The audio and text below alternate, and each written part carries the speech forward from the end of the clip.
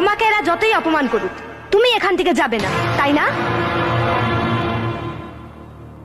ওরা আমার ছোট ভাই, ওদের অপমান আমি ধর্তব্যের মধ্যে আনি না। তাহলে সবার সামনে অপমানটা ধর্তব্যের মধ্যে আনবে তো, তাই তো? মানে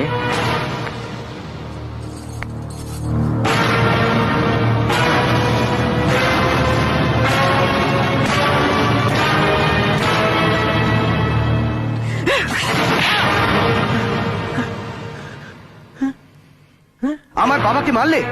উনি উনি তোমার শ্বশুর? সেটা পাইছে, আর একটা কথাও যদি মুখ থেকে বেরোয় তোমাকেও ছাড়বো না। এই কি করছিস সাথী? এটা ঠিক নয়।